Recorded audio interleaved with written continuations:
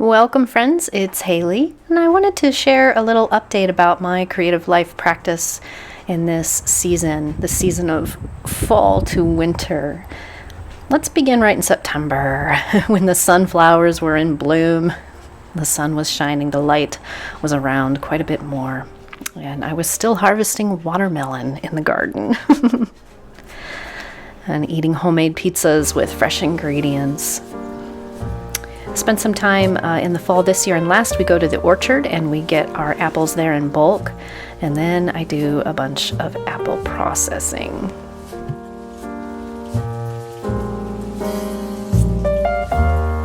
We had 2 bushels of apples, which is a lot, so there was applesauce and apple butter to make, and apple pies and cranberry apple jam and frozen apples for later. And as we try to eat seasonally, these will be the bulk of the apples that we buy for a whole year. If you subscribe to my newsletter, you probably know that I started a perpetual journal this fall too, which will last me several years. So as the chicory bloomed and the pokeberry was ready to be harvested, I did some sketching and drawing and made some pokeberry ink to try out and play with.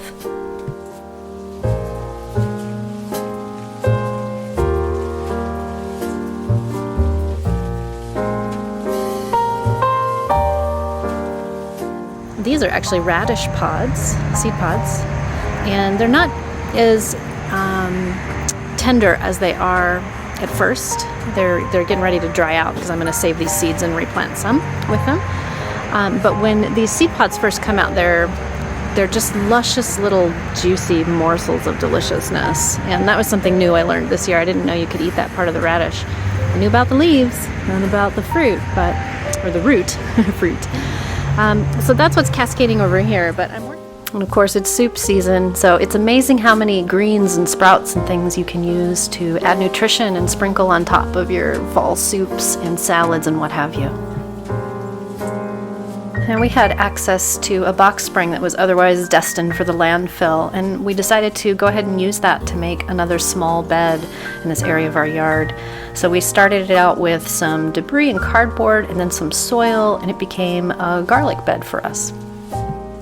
Having spent so much time outside this year connecting with my garden, the shift and decrease in light has really had an effect on me. So I'm so grateful for my art practice. There was a lot of pest pressure this fall on my plants, particularly my brassicas. We have hot days and cold nights in the fall. Even in October, we had some nights that were in the 20s. And so there was some stress, that was happening with my plants. Though I'll tell you, these broccoli plants and cabbages eventually started to produce their heads. And I wasn't sure if they'd make it, but they did. We even had bell peppers into mid to late October. The sweet potatoes needed harvested. That was a fun new thing to grow. And I was harvesting tons of herbs for medicines and teas. I also made fire cider, pulled out the elderberry syrup, things like that to help with the cold and flu season as it comes along. And this was the eclipse day. We saw that special eclipse shadow that can happen through the tree leaves.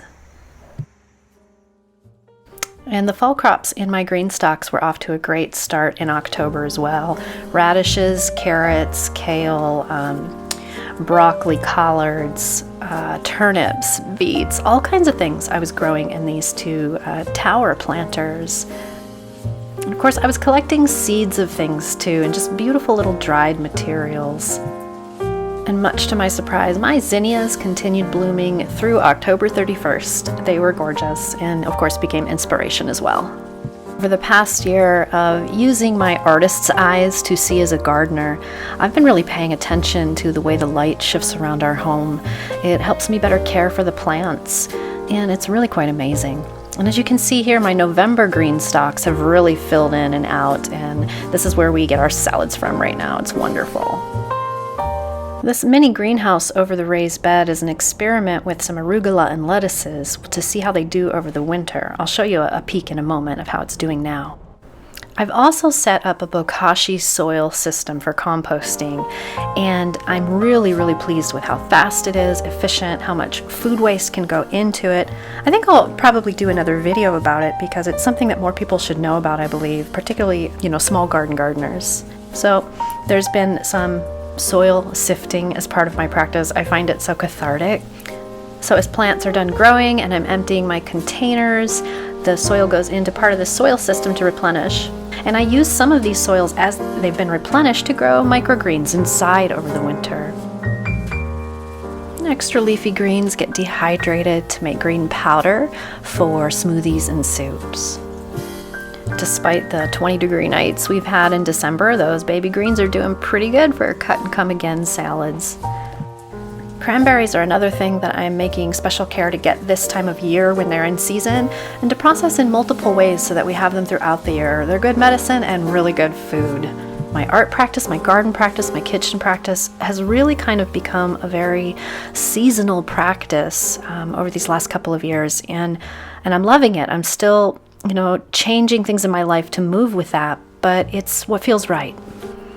I appreciate you watching, and if you would like to continue hearing from me about my garden and creative practice projects, I have started a Substack for my newsletter. You're welcome to join me there, and I hope that you are also planting some seeds and making your art and trusting creative spirit to do the rest.